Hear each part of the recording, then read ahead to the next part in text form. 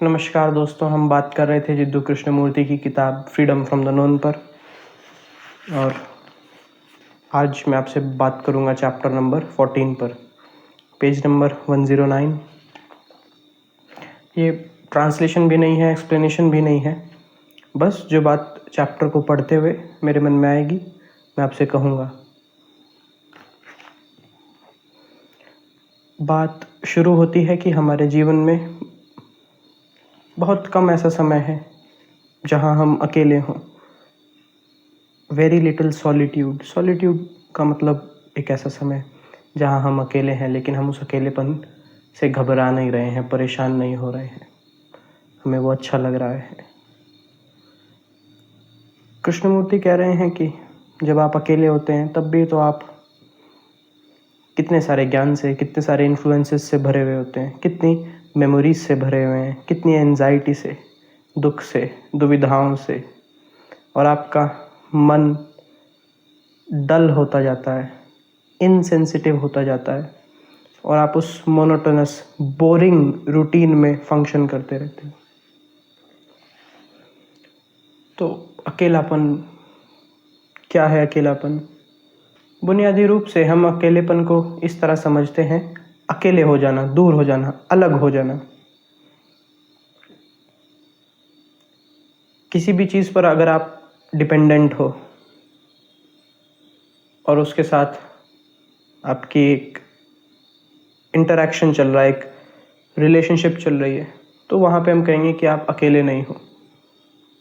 अकेले हो जाने का मतलब एक अर्थ में है अलग हो जाना उससे जिस पर आप डिपेंड कर रहे थे लगातार, जिसके साथ कुछ ना कुछ लगातार किया जा रहा था, है ना। अकेले होना बस एक शब्द है, लेकिन जब हम उतरते हैं इसके अर्थ में, तो अकेले होने का मतलब क्या होता है? अकेले होने का जो बेसिक सेंस में जो मैं बात कर रहा हूँ वो ये है, किसी और इंसान के आसपास ना होना, या किसी ऐसी चीज़ के साथ कुछ करते हुए ना होना जिससे आपको ग्रेटिफिकेशन मिलती है, बस अकेले होना। और अकेले होना ही तो द्वार है फिर शांति का। बिना अकेले हुए आप शांत नहीं हो सकते।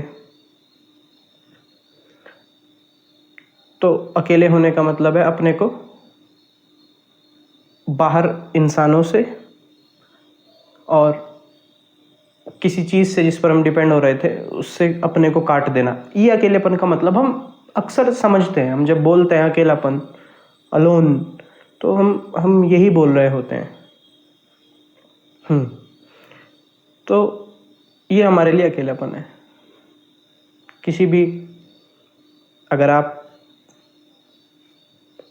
को लगातार कुछ ना कुछ ऐसा चाहिए जिससे आप ग्रेटिफाई हों, जिससे आपको लगे कि हाँ आप भी एग्जिस्ट कर रहे हो, जिससे लगातार आप को फिजिकल प्लेजर मिलता रहे, तो आप अकेले नहीं हैं, है ना। और आप अकेले हो भी नहीं सकते। आप अगर अकेले होंगे तो वो, क्योंकि आप उस चीज़ पर डिपेंडेंट है, उस इंसान पर डिपेंडेंट है, तो आपको उसकी याद आएगी, आप अकेले नहीं रह पाओगे। आपको लगेगा कि आप खत्म हो रहे हो, आपको मौत दिखेगी, मौत आएगी। एक एक्सप्रेशन है ना कि कौन सी मौत आ गई, अकेले थे तो। अकेले आने पे सच में ही मौत आने लगती है, ऐसा लगता है हमको। तो ये अकेलापन है कि किसी भी चीज़ जिसके ऊपर, जिस इंसान के ऊपर हम डिपेंडेंट हैं और फिजिकली हम किसी चीज़ पे डिपेंडेंट है, उससे अलग होना। कृष्णमूर्ति जो बात रखने की कोशिश कर रहे हैं कि हम अलग होते नहीं, और मैं वहाँ तक ही पहुँचने की कोशिश कर रहा हूँ।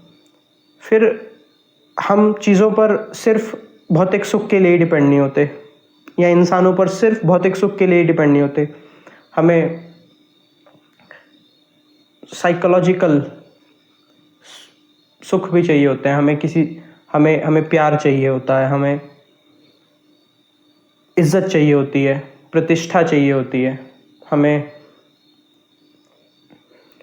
कोई हमें एक्सेप्ट कर रहा है, वैलिडेशन चाहिए होती है, हमें एक ग्रुप से एक सेंस चाहिए होता है कि हम किसी ग्रुप को, किसी फैमिली को बिलोंग करते हैं।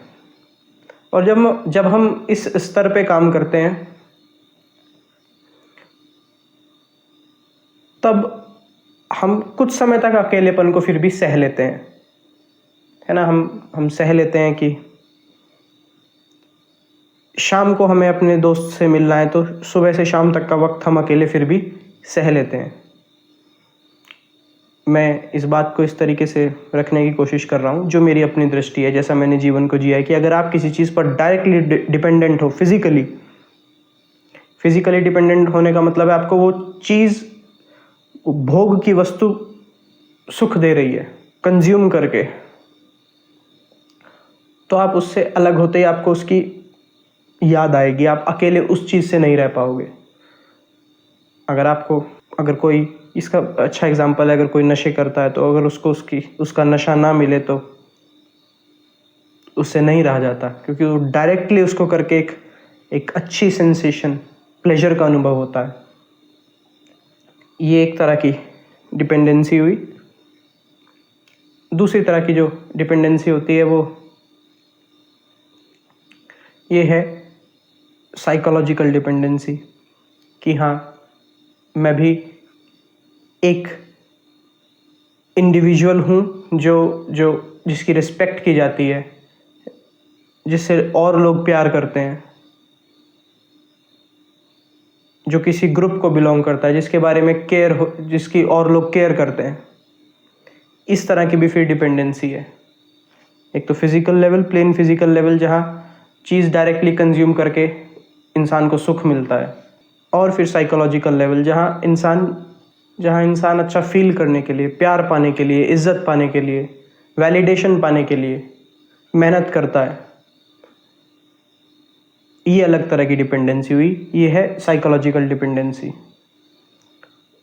और हम जिस तरह, अब ये जो शब्द है अकेलापन, हम इसको इस तरह से समझ सकते हैं कि वो जो फिजिकल डिपेंडेंसी थी वो बहुत सताती है। आप अगर किसी चीज़ पर फिजिकली डिपेंड करते हैं तो उससे अलग होना बहुत मुश्किल होता है। और अगर आप, यानी वो एक डायरेक्ट सोर्स हो जाता है आपको खुशी देने का, प्लेजर देने का। लेकिन साइकोलॉजिकल डिपेंडेंसी है, हमें ये पता होना कि हाँ, हम वैल्यूड हैं, हमारी वैल्यू होती है सोसाइटी में, फैमिली में। ये साइकोलॉजिकल डिपेंडेंसी है। यहाँ अकेलापन इतना नहीं सताता, फिर भी सताता है। अब इसका बहुत अच्छा एग्जांपल है सोशल मीडिया। अगर आप असली में ये जानते हैं कि हाँ, आप सोसाइटी में कुछ कंट्रीब्यूट कर रहे हैं, आपकी वैल्यू है, आपके अच्छे रिलेशनशिप्स हैं लोगों से, तो भी आप अगर अकेले होगे वो बात आपको परेशान करेगी, लेकिन आप उसको एक हद तक सह लोगे। पर अगर आप रियलिटी में आपकी कोई वैल्यू नहीं है, आपने बस एक सोशल मीडिया प्रोफाइल खड़ा किया है जिसमें सब बातें दिखावा हैं कि आप कितने अच्छे इंसान हो, और कंटिन्यूसली आपको ग्रेटिफिकेशन चाहिए फिर सोशल मीडिया से, क्योंकि आपके पास कोई रियल सेंस नहीं है लाइफ में एक अचीवमेंट की, ग्रोथ की, वैल्यू की। तो उसको भी हम फिर फिजिकल डिपेंडेंसी में ही गिनेंगे। सोशल मीडिया का सारा कारोबार ये है कि आप अकेले ना महसूस करो। अगर आपके पास, आपकी रिलेशनशिप्स में सच में आपने मेहनत की है और आपके पास एक सेंस है कि हाँ, मेरी कोई वैल्यू है, तो भी आप अकेलेपन को बहुत हद तक सह जाते हो। लेकिन अगर आप के पास कोई अचीवमेंट नहीं है, कोई आपने ऐसा काम नहीं किया कि आप खुद की नज़रों में और दूसरों की नज़रों में रिस्पेक्टेबल हो, तो आप अकेलेपन को बिल्कुल भी नहीं सह पाते हो। तो आपको कुछ ना कुछ चीज़ लगातार चाहिए उस अकेलेपन से भागने को, क्योंकि आप खुद से ही नज़रें नहीं मिला पाते हो। शायद वोल्टेयर ने कहा है, we are rarely proud when we are alone. जब हम अकेले होते हैं तो हमें अपने पे गर्व नहीं होता, और जब ऐसी स्थिति होती है आप उस अकेलेपन से भागते हो, और जो बन पड़े उस अकेलेपन से भागने का आप वो करते हो। लेकिन अगर आप अपने ऊपर इतना महसूस करते हो कि हाँ मेरी कुछ वैल्यू है, मेरे कुछ अचीवमेंट्स हैं, आप अपनी नज़रों में कुछ अपनी इज्जत रखते हो, तो भी अकेलापन इतना नहीं काटता है। लेकिन फिर भी अकेलापन आपको अच्छा नहीं लगता। अब मैं जो बात ये आपको इसलिए बताई क्योंकि कृष्णमूर्ति कह रहे हैं कि जब आप अकेले होते हो तब भी आप नॉलेज से भरे हुए होते हो, तब भी मेमोरीज से भरे हुए होते हो, एक्सपीरियंसेस से भरे हुए होते हो। नॉलेज, मेमोरी और एक्सपीरियंस से हम भरे हुए होते हैं जब हम अकेले होते हैं। लेकिन एक बहुत बड़ा सेक्शन ऑफ सोसाइटी, मतलब मैं पूरी सोसाइटी को नहीं जानता, लेकिन जितने लोगों को मैं जानता हूँ, और मैं काफ़ी लोगों को जानता हूँ, उनमें से बहुत बड़ा सेक्शन ऐसा है जिसके पास कोई नॉलेज भी नहीं है, एक्सपीरियंस भी नहीं है, जैसा कृष्णमूर्ति कह रहे हैं, कोई मेमोरीज भी नहीं है, क्योंकि उसने लाइफ में कुछ पॉजिटिव किया ही नहीं है। वो बस अकेलेपन से भागना चाहता है, इसलिए लगातार सोशल मीडिया, एक वीडियो के बाद एक वीडियो, एक वीडियो के बाद एक वीडियो, टिकटॉक और ये चीज़ें इस्तेमाल करता है, क्योंकि वो एक भी सेकंड अकेला नहीं हो सकता। अकेला होते ही उसे ये पता लगने लगता है वो कितनी बेकार है उसकी एग्जिस्टेंस। और फिर सोशल मीडिया का सारा कारोबार इस पे चल रहा है कि आपको अकेला ना महसूस हो, है ना। अब दुनिया आपकी पॉकेट में है। जब आप फ़ोन देखते हो अपना, तो उसमें सोशल मीडिया में सारी ऐसी चीज़ें हैं कि आप उसको चलाओ, आप अकेला ना महसूस करो। आप लगातार एक हुक्ड रहो सोशल मीडिया पे। जैसे कोई फोटो आपको टैग करता है, तो उस पे फोटो नहीं आती कि आप किस फोटो में टैग हुए हो, बस नोटिफिकेशन आता है कि आपको किसी ने टैग किया। फिर आप नोटिफिकेशन पे जाते हो, फिर आप कमेंट करते हो क्योंकि आप टैग हुए हो, और अब कमेंट पे रिप्लाई करने के भी ऑप्शंस हैं। और अगर आप किसी को मैसेज करते हो, आपको ये पता चलता है कि उसने मैसेज देख लिया है, सीन हुआ है, या मैसेज सीन नहीं हुआ है, और फिर ये भी पता चलता है कि वो टाइप कर रहा है। ये सारी चीज़ें इस तरीके से बनाई गई हैं ताकि आप सोशल मीडिया पर ही बने रहो। और अगर आपके पास कोई रियल सेंस नहीं है अचीवमेंट की, अगर आप अपनी ही नज़रों में वैल्यूएबल नहीं हो, तो आपके लिए आपकी कितने नंबर ऑफ लाइक्स आपको मिल रहे हैं वो बहुत ही इंपॉर्टेंट हो जाता है। चाहे वो लाइक्स ऐसे लोगों के हों जिन्हें आप जानते ही ना हो। कौन लोग आपके फ्रेंड्स हैं, कितने आपके फ्रेंड्स हैं, कितने आपके फॉलोअर्स हैं, ये फिर बहुत इंपॉर्टेंट हो जाता है। लेकिन और ऐसे लोगों की कृष्णमूर्ति कोई बात नहीं कर रहे, या बहुत कम बात करते हैं, क्योंकि उनके पास सारे ऐसे लोग थे जिनकी कुछ सेंस ऑफ जिन्होंने कुछ लाइफ में अचीव किया था, जिनकी खुद की नज़रों में वैल्यू थी। फिर अगर आपकी खुद की नज़रों में वैल्यू है, यानी आप भले ही आपको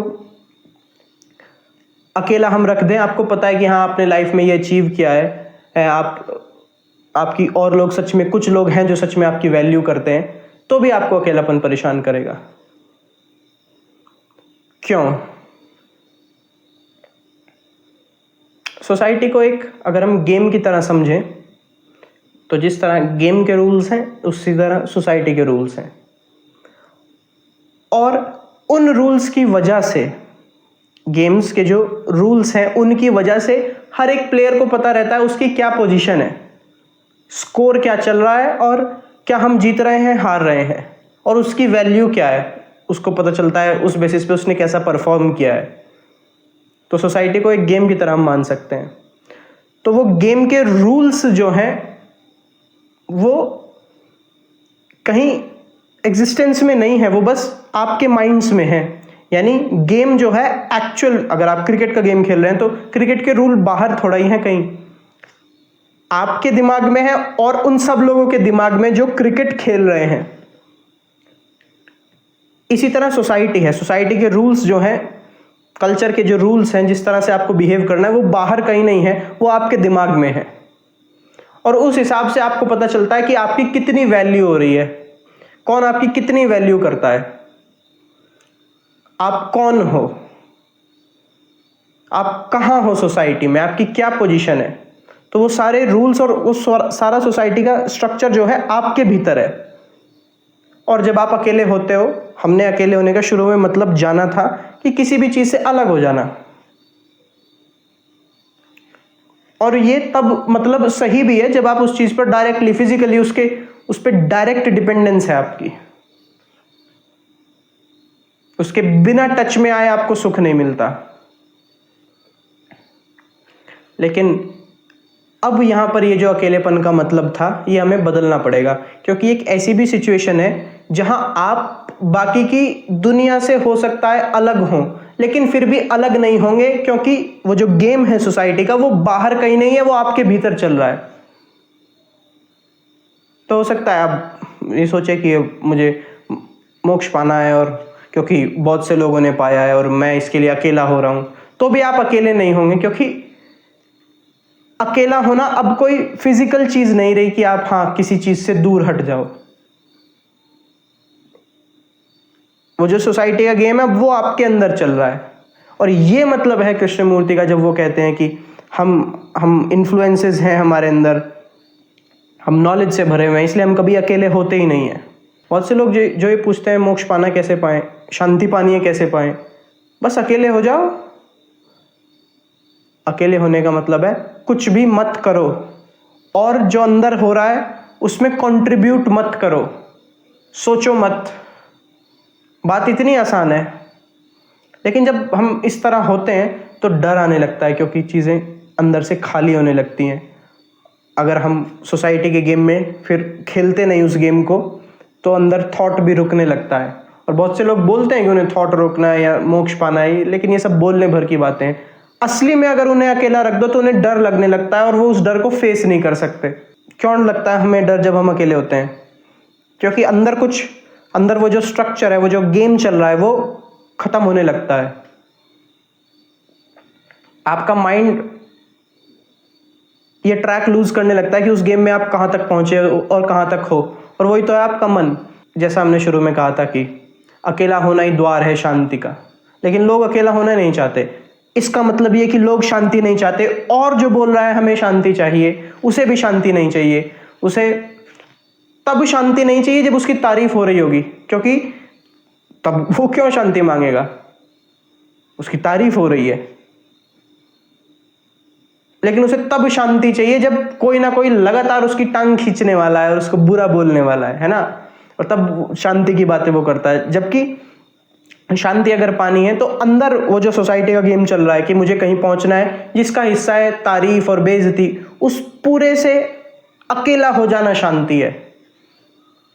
और कृष्णमूर्ति कह रहे हैं हमारे जीवन में अकेलापन है ही नहीं। अगर हम अकेले होते भी हैं, यानी कि फिजिकली अगर हम छुट्टी मनाने अकेले कहीं चले भी जाएं दूर पहाड़ों में, तो भी हम अकेले नहीं है। वो सोसाइटी का गेम हमारे दिमाग में लगातार चल ही रहा होता है। फिर एक बहुत प्यारी कहानी है, बहुत सुंदर कहानी है।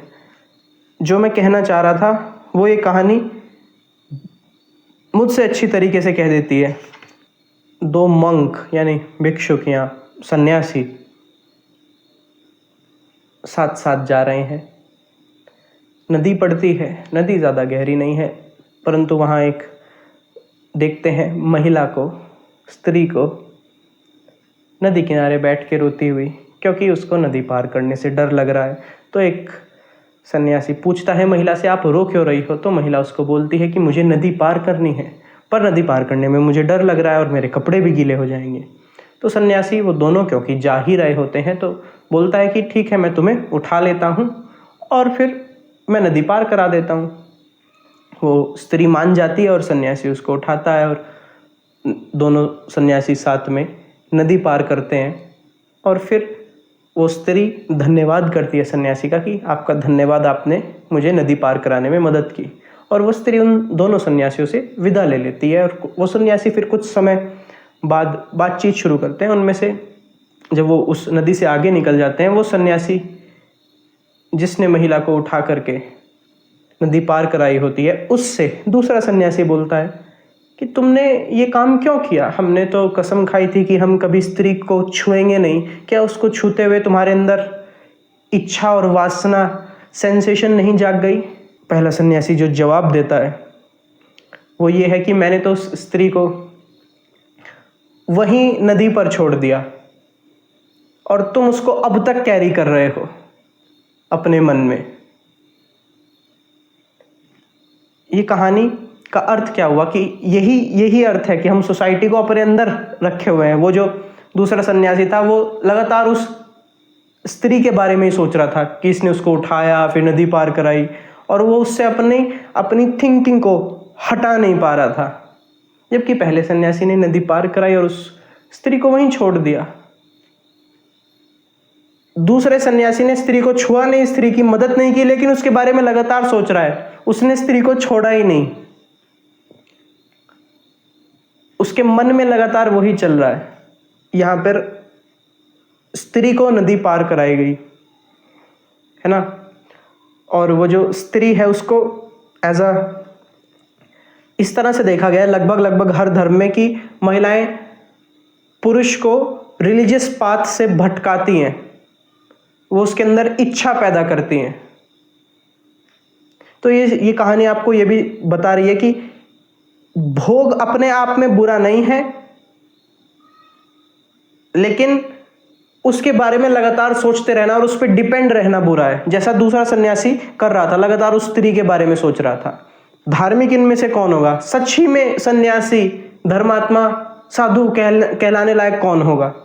क्या वो जिसने उस स्त्री को नदी पार कराई और फिर उसके बारे में उसने सोचा भी नहीं, वो बस उसने उसकी हेल्प की, या वो जो लगातार सोच रहा था कि इसे ऐसा नहीं करना चाहिए था, अब इसने स्त्री को छू लिया, अब इसने धर्म का विरोध कर दिया, अधार्मिक कृत्य कर दिया। ये जो इस तरह सोचने वाला सन्यासी है, ये धार्मिक नहीं है, क्योंकि इसके अंदर वो पूरा स्ट्रक्चर लगातार बना हुआ है सोसाइटी का। ये अकेला नहीं हुआ। और हम यही करते हैं, हम पुराना बोझ उठाकर लगातार चलते रहते हैं। और फिर कृष्णमूर्ति वो बात दोहरा रहे हैं जिसके बारे में हम पहले बात कर चुके हैं कि जब आप कंप्लीट अटेंशन देते हो एक प्रॉब्लम को और सॉल्व करते हो, तो आप उसको अगले दिन तक कैरी नहीं करते। सोसाइटी क्या है? एक प्रॉब्लम ही तो है कि आपको फिगर आउट करना है सोसाइटी यानी लोगों का इंटरेक्शन आपस में, और आपको एक तरीका निकालना है कि आपका हर इंटरेक्शन स्मूथ हो, फंक्शनल हो हर किसी से। लेकिन ऐसा नहीं होता, कॉन्फ्लिक्ट्स होती हैं, और हो सकता है आपकी तरफ से ना हो, आप बहुत अच्छे इंसान हो, सामने वाला इंसान हो सकता है बुरा हो, और वो चीज़ आपको हर्ट करती है अगर कोई आपकी बुराई कर दे बस बिना बात ही। और कृष्णमूर्ति कह रहे हैं अगर इस प्रॉब्लम को आप इमीडिएटली सॉल्व नहीं करते, इमीडिएटली सॉल्व करने का क्या मतलब है कि वो जो स्ट्रक्चर है हमारे अंदर सोसाइटी का, उसके प्रति मर जाएं, यानी उसको अंदर से खाली कर दें। हम फिर डिपेंड नहीं हो रहे हैं सोसाइटी पे कुछ अपनी वैल्यू के लिए, तो वो प्रॉब्लम वहां इमीडिएटली सॉल्व हो जाती है। क्योंकि जब आपके अंदर वो स्ट्रक्चर नहीं है, वो ढांचा ही नहीं है जिसकी बुराई होने पे उसे बुरा लगता है, तो आपने अपने रिलेशनशिप्स की प्रॉब्लम सॉल्व कर ली, जो कि जीवन का बहुत, बल्कि पूरा जीवन ही रिलेशनशिप है। अंदरूनी शांति और आकाश का होना, स्पेस का होना, यानी अंदर अपने को खुला महसूस करना। अब जो मैं कहने जा रहा हूँ शायद अजीब लगे, लेकिन जब भी आप कुछ ऐसा करते हो जो बांधता हो आपको, जो आपको पता है कि आपको उस चीज पर लगातार डिपेंड होना पड़ेगा, तो आप अंदर से खुद को क्या छोटा महसूस नहीं करते? क्या संकुचित महसूस नहीं करते? अगर आप शराब पी रहे हैं, तो जब भी आप शराब पीते हो आपको पता है आपको अच्छा लगता है, इसीलिए तो आप पी रहे हो। लेकिन क्या आप अपने को अंदर से बंधा हुआ एक संकुचित एग्जिस्टेंस, इस तरह से जैसे आप छोटे और छोटे होते जा रहे हो, इस तरह से क्या आप अपने को महसूस नहीं करते?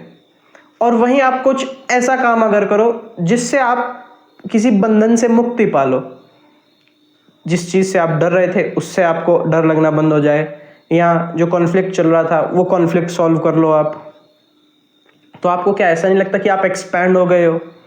अगर आप किसी से प्यार करते हो सच में, तो वो जो डीप इंटीमेट मूवमेंट्स होते हैं, क्या वहां आपको ऐसा नहीं लगता आप वहां एक्सपैंड हो गए हो और खुल गए हो? और यही वो अंदर से एक ऐसा एहसास होना कि हाँ हम एक्सपैंड कर गए, हमारा एक्सपेंशन और हुआ, यही वो स्पेस है। लाइफ में अलग अलग आपके एक्सपीरियंसेस हैं और उनमें से अगर एक एक्सपीरियंस से आप कुछ सीखते नहीं, और वो सीखना ऐसा होना चाहिए कि आप उसे दूसरे एक्सपीरियंसेस पर लागू कर पाओ और वहाँ भी वो सीख काम करे। अगर आप लाइफ के एक्सपीरियंसेस से कुछ सीखते नहीं, ऐसा जो लाइफ के और एक्सपीरियंसेस से आप और एक्सपीरियंसेस पे आप लागू कर पाओ, तो आप संकुचित महसूस करते हो, क्योंकि आप उसी एक्सपीरियंस, फिर आपकी लाइफ में एक एक्सपीरियंस इंपॉर्टेंट हो जाता है और उसी से खुद को बार बार बांध के रखते हो। लेकिन अगर आप लाइफ के एक्सपीरियंस से, चाहे वो एक्सपीरियंस छोटा हो बड़ा हो, कुछ ऐसा सीख रहे हो जो लाइफ के और एक्सपीरियंसेस में भी कॉमन है, तो एक सेंस होती है एक्सपेंशन की, स्पेस की वहाँ पर, तो आप अंदर से एक्सपैंड करते हो। यानी आप शरीर आपका ऐसे ही रहता है, लेकिन साइकोलॉजिकली। रूमी की एक कविता यहाँ मुझे याद आ गई, कुछ इस तरह से थी, एग्जैक्टली मुझे याद नहीं है। Drunks are afraid of the police, but police are drunk too. जो शराबी हैं वो डरते हैं पुलिस से, लेकिन पुलिस ने खुद पी हुई है। जो शराबी है उसने शराब पी हुई है, लेकिन पुलिस ने भी एक तरह की शराब पी हुई है। शराबी किसी चीज़ पर डिपेंड कर रहा है, शराब पर डिपेंड कर रहा है, लेकिन वो जो पुलिस वाले हैं, हो सकता है वो शराब पर डिपेंड ना कर रहे हो, लेकिन लाइफ में किसी ना किसी चीज़ पर तो वो भी डिपेंड कर रहे हैं। रूमी ने, हो सकता है रूमी खुद शराब पीते हो ना पीते हो, लेकिन उन्होंने शराब पीने का वो जो एक्सपीरियंस है, उससे कुछ ऐसी बात निकाल ली, डिपेंडेंसी, और उन्होंने अपने एक्सपीरियंसेस पे और दूसरे लोगों के एक्सपीरियंसेस पे वो बात लागू करके देखी कि अच्छा, ये इस एक्सपीरियंस का क्रक्स है, ये इसकी सीख है। उस एक्सपीरियंस से उन्होंने लर्न किया। तो उन्होंने जो कविता कही कि शराबी तो पुलिस से डर रहे हैं, लेकिन पुलिस ने भी पी हुई है, क्योंकि पुलिस भी तो किसी ना किसी चीज़ पर डिपेंड करती है। एक इंसान क्या है, वो बस डिपेंड करता है, ये वो किसी ना किसी चीज़ पर हो सकता है, वो अपनी फैमिली पर डिपेंड करता है, वो अपनी फैमिली के बिना ना रह पाए, ऐसी एक शराबी शराब के बिना नहीं रह पाता। तो मैं जो आपको बात कह रहा था वो ये कि जब आप किसी एक एक्सपीरियंस से कोई सीख लेते हो और वो उससे एक ऐसे ट्रुथ पर पहुंचते हो जो लाइफ के और एक्सपीरियंसेस पे भी लागू किया जा सके, तो आप एक्सपैंड कर जाते हो। और किसी ऐसे सत्य पर पहुंचना जिसे लाइफ के सारे एक्सपीरियंसेस पर, वो जो आज तक जीवन में जितने भी इंसान हुए हैं उनकी लाइफ में, और आगे जितने भी इंसान होंगे और उनको जितने भी एक्सपीरियंसेस होंगे उनकी लाइफ में अप्लाई कर सको। यानी जीवन की कोई ऐसी सीख, कोई ऐसा सत्य जो हर परिस्थिति में, जो इंसान को अब तक हुई है और होने वाली, अगर लागू कर सको आप, वही सत्य है। यानी कोई ऐसी बात जो हर इंसान में, जो अब तक हुआ है और जो आगे होगा, कॉमन हो। जैसे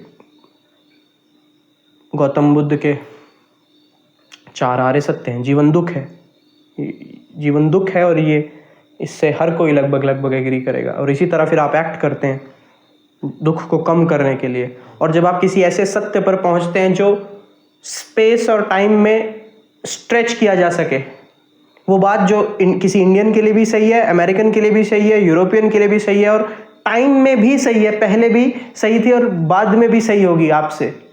और तभी तो हम, कृष्णमूर्ति अब नहीं है, तभी तो हम उनकी किताब पढ़ रहे हैं, और रूमी तो कृष्णमूर्ति से भी पहले हैं, तभी तो मैं उनकी बात आपसे कर पा रहा हूं, क्योंकि उन्होंने कुछ ऐसी बातें कही थी जो स्पेस और टाइम के बाहर है, क्योंकि वो किसी भी स्पेस और टाइम में सही है। और जब आप किसी ऐसे सत्य पर पहुंचते हो, वहां एक सेंस होता है एक्सपेंशन का। और ये अंदर से अकेला होना और अंदर से एक स्पेस का होना बहुत ज़रूरी है।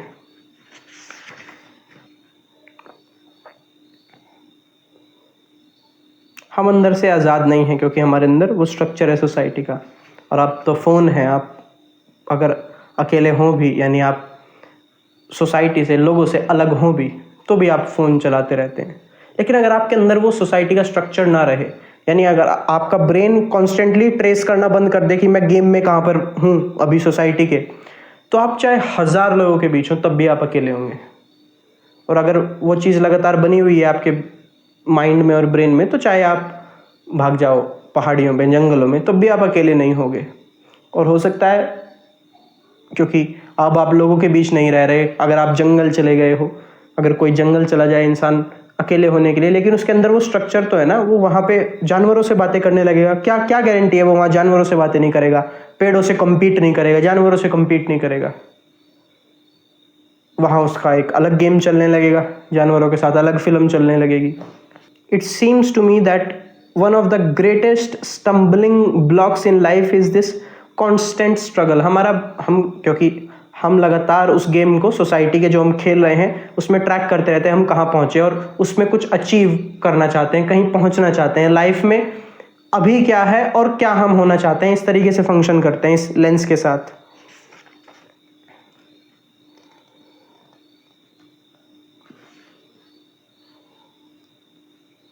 और कृष्णमूर्ति कह रहे हैं ये चीज़ हमें बचपन से सिखाई जाती है, एक्वायर करना, अचीव करना। लेकिन मैंने जितना ब्रेन के बारे में पढ़ा है, मेरी अपनी जो समझ है वो ये है कि ऐसा नहीं सोसाइटी आपको इन सब चीज़ों से करप्ट कर रही है जैसा कृष्णमूर्ति कह रहे हैं, बल्कि आपके ब्रेन के बारे में ही कुछ ऐसा है कि वो पॉजिटिव इमोशंस तभी फील कर सकता है जब तक वो एक गोल बनाए और उस तक पहुंचने की कोशिश करे।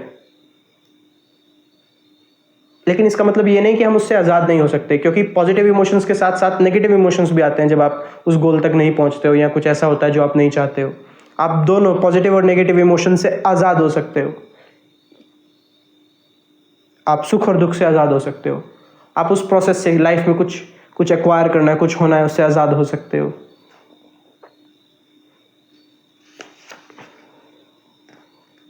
और हमें फिर सिक्योरिटी चाहिए, यानी हम चाहते हैं कि अगर हम लाइफ में महसूस करते हैं कि हाँ हम थोड़ा इम्प्रूव कर रहे हैं, कहीं पहुंच गए हैं, किसी ऐसी स्थिति में है जहाँ हमारी वैल्यू होती है, तो हम चाहते हैं हमारी रिलेशनशिप्स में हम वही चीज़ बनी रहे लगातार, हमेशा, कि हमारी रिलेशनशिप जहाँ हम ऐसा महसूस कर रहे हैं हमारी वैल्यू होती है, वो रिलेशनशिप कभी चेंज ना हो, कभी ख़त्म ना हो।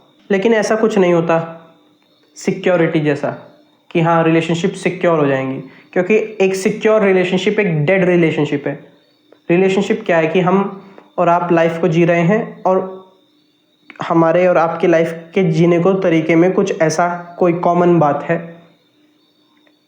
कि हम एक दूसरे के कांटेक्ट में आए हैं, और वो लगातार सीखने का एक प्रोसेस है रिलेशनशिप भी, एक दूसरे के बारे में और लाइफ के बारे में। जहाँ जैसे ही सिक्योरिटी की डिमांड आ जाती है वहाँ सीखना बंद हो जाता है, और वो सीखना ही तो रिलेशनशिप थी। सिक्योरिटी रिलेशनशिप्स में नहीं हो सकती, क्योंकि लाइफ लगातार चेंज होगी। और मतलब ऐसा नहीं है कि हो नहीं सकती, आप किसी को बंदूक की नोक पर कह सकते हैं हमेशा मुझे ही प्यार करना, लेकिन उसका कोई मतलब नहीं है ना। फिर दोबारा बात आती है, space and silence are necessary to go beyond the limitations of consciousness. एक बात जो कृष्णमूर्ति कह रहे हैं डिसिप्लिन के बारे में, कि हम डिसिप्लिन किए जाते हैं सोसाइटी द्वारा, फैमिली द्वारा, अपने एक्सपीरियंसेस द्वारा, किसी पैटर्न पर हम खुद को फिक्स करने की कोशिश करते हैं, और तभी तो आप सोसाइटी में फंक्शन कर सकते हो जब आप डिसिप्लिन्ड हो।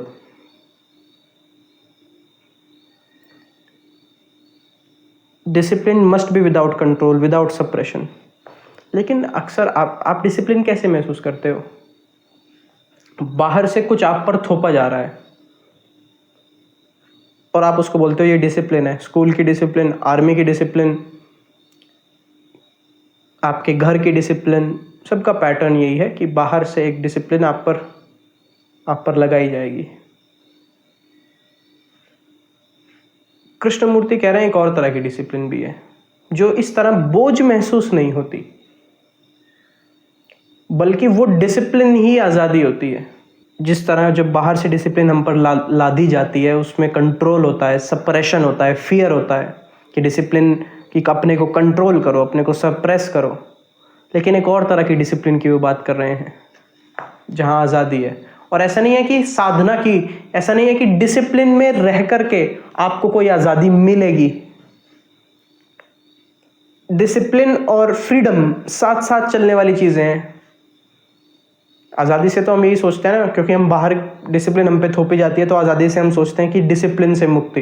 लेकिन एक बहुत ही नई और अनोखी बात आपके लिए कही जा रही है, वो ये है कि डिसिप्लिन और आज़ादी साथ चलने वाली चीज़ें हैं, लेकिन वो डिसिप्लिन आपके अंदर से आएगी, बाहर से नहीं थोपी जाएगी। और इसको आप इस तरह से सोच भी सकते हो कि अगर आपने कोई ऐसा काम किया है जिस काम को आप सच में करना चाहते हो, जो आप जिसे इंपॉर्टेंट समझते हो करना, तो वो काम ही अपने साथ अपनी डिसिप्लिन लेके आता है। तो आपके ऊपर कोई वो बाहर से डिसिप्लिन थोपी नहीं जाती। अगर आपके घर में एक छोटा बच्चा है तो उसकी केयर करने में अपने आप आपकी लाइफ का एक पैटर्न होगा। वो लाइफ का पैटर्न एक डिसिप्लिन है जो उस छोटे बच्चे का ख्याल रखने में आपके जीवन में आई। इसका और एक बेहतर उदाहरण हो सकता है, अगर आप कुछ चीज़ सीख रहे हो और उस सीखने में ही आपने अपना पूरी लाइफ की एनर्जी लगाई हुई है। हो सकता है कोई म्यूजिक का इंस्ट्रूमेंट सीख रहे हो आप, तो वो सीखना 24 घंटे होगा। यानी उसके कहने का मेरा ये मतलब है कि आप अपने 24 घंटे को इस तरह से अरेंज करोगे कि वो जो चीज़ आप सीख रहे हो, आपके बाकी की लाइफ, जब आप उस चीज़ को नहीं सीख रहे होते हो, भी मदद करे सीखने में। आप वही खाओगे जो सीखने में आपकी मदद करेगा। उसी समय उठ जाओगे जिस समय आप अपना म्यूजिकल इंस्ट्रूमेंट प्ले कर सकते हो। आप अपने को हेल्दी रखोगे क्योंकि आपको म्यूजिकल इंस्ट्रूमेंट सीखना है। तो वो सीखना ही अपने साथ एक डिसिप्लिन लेके आता है। ऐसे ही कृष्णमूर्ति कह रहे हैं कि एक स्टेट ऑफ फ्रीडम है, जिसे आप मोक्ष कह सकते हो, कैवल्य कह सकते हो, अनेकों रूपों में। नेमलेस थिंग ऑफ 1000 नेम, जो पहले चैप्टर में कहा जाता है, कृष्णमूर्ति जो पहले चैप्टर में हमने बात भी की थी, वो जो आज़ादी की स्थिति है, कुछ भी नाम दे लो उसको, उसके साथ ही अपना डिसिप्लिन आता है। ऐसा नहीं है कि वो डिसिप्लिन के बगैर है, लेकिन क्योंकि वो एक ऐसी स्थिति है जहां लर्निंग हो रही है, सीखना हो रहा है बिना मेमोरी के। वो सीखना मेमोरी में स्टोर नहीं हो रहा है, इस पे हम बात कर चुके हैं। तो उसकी अपनी एक डिसिप्लिन है, लेकिन वो बंधन नहीं होता। वो डिसिप्लिन पैटर्न भी नहीं है। वो डिसिप्लिन ही आज़ादी होती है। आप वो डिसिप्लिन इसलिए नहीं करते कि आपको कहीं कुछ चाहिए जीवन को, फिर आप उस ढंग से जीने लगते हो जो ढंग उत्तम है, जो राइट है, और वो अपने आप में अपनी डिसिप्लिन है। और वो कह रहे हैं कि the very act of learning, जो हमने बात की अभी, the very act of learning is discipline. अगर आप अपने को समझना चाहो कि मेरे अंदर किस तरीके से गुस्सा उठ रहा है, किस तरीके से बेचैनी उठ रही है, अगर आप अपने रिएक्शंस को ऑब्जर्व करो, अगर आप अपने बारे में जानने की कोशिश करो, तो वो अपने आप में अपनी डिसिप्लिन लेके आता है। आप अपने आप ही ढंग से सोओगे, ढंग से खाओगे, आप अपने आप ही कुछ काम ऐसा नहीं करोगे जिस काम से उस सीखने में बाधा पड़े। ऐसा नहीं कि बाहर कोई आपको बताएगा कि ये साधना कर, ये डिसिप्लिन कर, तब तुझे खुद का ज्ञान हो जाएगा, जो कि एक बहुत ही बड़ी बेवकूफ़ी की बात है कि बाहर से कोई आपको बताएगा और उस डिसिप्लिन को मान करके आपका कुछ भला होगा। सीखने की अपनी एक डिसिप्लिन होती है, और आपको वो डिसिप्लिन अपने ऊपर थोपनी नहीं है, लेकिन खुद अगर आपकी प्यास है, वो प्यास अपने साथ एक डिसिप्लिन लेके आती है। और वो कह रहे हैं कि कृष्णमूर्ति कह रहे हैं कि in order to deny authority को डिनाई करने के लिए, साइकोलॉजिकल अथॉरिटी, कानून की बात वो नहीं कर रहे हैं, कोर्ट कचहरी की, पुलिस की, उस अथॉरिटी की बात नहीं कर रहे हैं, लेकिन साइकोलॉजिकल अथॉरिटी यानी मुझे जीवन को इस तरीके से जीना चाहिए क्योंकि इस बाबा ने, इस गुरु ने, इस धर्म ने ये बताया मुझको। वो कह रहे हैं उसको डिनाई करने के लिए ऑर्गेनाइजेशंस को, ट्रेडिशंस को, एक्सपीरियंस को, हमें ये देखना होगा कि हम क्यों मानते हैं। हम इसीलिए तो मानते हैं क्योंकि हमें नहीं पता किस तरीके से लाइफ को जीना चाहिए, तो हम किसी और की मानते हैं। और हम इस खोज को लेने से डरते हैं कि लाइफ को किस तरीके से जिया जाना चाहिए। और मुझे लगता है लाइफ ये खोज ही है। और क्या है लाइफ? ये खोज है बस, कि लाइफ को किस तरह जीना है। आपके ऊपर ये रिस्पॉन्सिबिलिटी है जन्म से ही ये पता करने की। और जब आप इससे बचते हो तो आप ऐसे लोगों की सुनते हो जो आपको एक सॉल्यूशन ऑफर कर रहे हो कि हाँ इस तरीके से जियो। वो जीना फिर सेकंड हैंड जीना है। तो अथॉरिटी को डिनाई करना कोई नेगेटिव बात नहीं हुई, जैसा लोग बोलते हैं फिलॉसफी उनकी नेगेटिव है कृष्णमूर्ति की। किसी ऐसी चीज को हम डिनाई कर रहे हैं जो अपने आप में नेगेटिव थी, तो वो एक पॉजिटिव बात है। वो नेगेशन, वो डिनायल, और शांति वो भी नहीं है कि आप किसी काम में लगे हुए हो। अक्सर लोग किसी काम में डूब जाते हैं और ये सोचते हैं कि यही कृष्ण का कर्मयोग है और यही शांति है। काम में डूबना शांति नहीं है। लोग उस काम में खो जाते हैं और उन्हें लगता है कि वो शांति है। और वो बहुत अच्छा उदाहरण भी दे रहे हैं कि ये शांति इस तरीके की है कि आप एक छोटे बच्चे को खेलने के लिए एक खिलौना दे दो और वो छोटा बच्चा उससे खेल रहा हो, लेकिन जैसे ही आप खिलौना लोगे वो क्या करेगा बच्चा? वो वापस रोना शुरू कर देगा। कृष्णमूर्ति कह रहे हैं कि हम बस एक ही तरह की शांति को जानते हैं, जब आवाज रुक जाती है या जब हमारे अंदर की आवाज रुक जाती है, यानी हमारा विचार रुक जाता है। लेकिन साइलेंस उससे कंप्लीटली डिफरेंट है, ये कोई नई बात है। साइलेंस, हमारे विचार जब वहाँ नहीं हो, जब वहाँ कोई आवाज़ नहीं हो, उससे भी कोई अलग बात है। क्योंकि अक्सर जब हमारा विचार वहाँ नहीं होता और बाहर कोई आवाज़ नहीं होती, तो वो जो साइलेंस वहाँ होता है वो हमें पसंद नहीं होता, हम उससे घबराते हैं, मौत आती है उस साइलेंस में। लेकिन एक और साइलेंस होता है जो फुल होता है, भरा हुआ होता है, कंप्लीट होता है। वो साइलेंस परेशान नहीं करता, उसमें एक सेंस होती है एक्सपेंशन की, स्पेस की, उसमें सुंदरता होती है। और फिर वो आगे बोल रहे हैं, this silence is not the product of a quite mind. ऐसा नहीं कि आपका मन शांत है तो वो साइलेंस वहां होगा। जैसा कृष्णमूर्ति पहले भी किसी चैप्टर में उन्होंने उदाहरण दिया था, तुम जो कर सकते हो वो ये कर सकते हो, अपने मन को शांत कर सकते हो। लेकिन मन को शांत करने का अर्थ ये नहीं कि वो जो ग्रेट ब्यूटी है वो वहां होगी ही। तो इसी तरह वो जो साइलेंस की बात की जा रही है कि तुम्हारा मन भले ही शांत हो तो भी गारंटी नहीं है वो परमात्मा, वो स्थिति जिसकी बात की जा रही है वो वहां होगी ही। और ऑब्जर्वर इज द ऑब्जर्व्ड, जब आप ये बात रियलाइज कर लेते हो, इस बात के अटेंशन में होते हो, तो वहां पर कोई द्वैत नहीं होता, कोई फ्रिक्शन नहीं होता। लेकिन तब भी वहां वो शांति नहीं है। अब वो अगले स्तर की बात कर रहे हैं, कुछ ऐसी बात कर रहे हैं जो मैंने जिसके बारे में उन्हें बात करते हुए बहुत कम सुना है। एक ऐसी शांति जो बहुत बड़ी बात है, ऑब्जर्वर इज द ऑब्जर्व्ड से, या जब आपका मन पूर्णतः शांत हो जाए, उससे भी बहुत बड़ी बात है, एक अलग तरीके की शांति। अब कृष्णमूर्ति बोल रहे हैं, अब मैं बिल्कुल ट्रांसलेट कर रहा हूँ जो वो बोल रहे हैं, कि अब आप मेरा इंतज़ार कर रहे हो कि मैं आपको बताऊं कि वो शांति क्या है, ताकि आप उसको कंपेयर कर सको, इंटरप्रेट कर सको, आगे ले जा सको और दबा सको, बेरी इट। ये उसको बताया नहीं जा सकता। It can not be described. What can be described is the known. What can be described is the known, and freedom from the known can come into being only when there is dying every day to the known. अगर आपको बता दिया जाए वो शांति क्या है, तो आप उस शांति को पाने की कोशिश करोगे। लेकिन ये पूरा स्ट्रक्चर नोन है, जो आपने जाना, जो आपने कृष्णमूर्ति से जाना, मुझसे मैत्रेय से जाना, और किसी अपने स्क्रिप्चर से जाना, ये सारा नोन है, ज्ञात है। और बात ही यहाँ फ्रीडम फ्रॉम द नोन की हो रही है, ज्ञात से मुक्ति की हो रही है। किताब का ही वो नाम है, और बहुत सुंदर नाम है किताब का।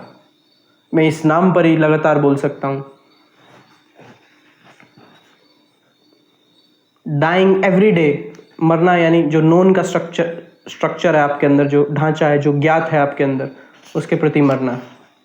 एक ऐसा मौन है, एक ऐसा साइलेंस है जो आवाज़ के बंद करने जैसा साइलेंस नहीं है। आवाज़ का वहाँ ना होना, थॉट का वहाँ ना होना भी एक साइलेंस है, लेकिन वो बस शुरुआत है, उससे कुछ बहुत बड़ा है। It is like going through a small hole. जब आपके विचार वहाँ नहीं होते, तो it is like going through a small hole to an enormous wide expensive ocean. कुछ बहुत बड़े की तरफ बढ़ना है वो, और ये आप शब्दों से नहीं समझ सकते जब तक आप पूरा स्ट्रक्चर नहीं समझ लेते कॉन्शियसनेस का या सोसाइटी का, जो मैंने आपको बताया था आपके भीतर है, और प्लेजर का, सौरों का मतलब।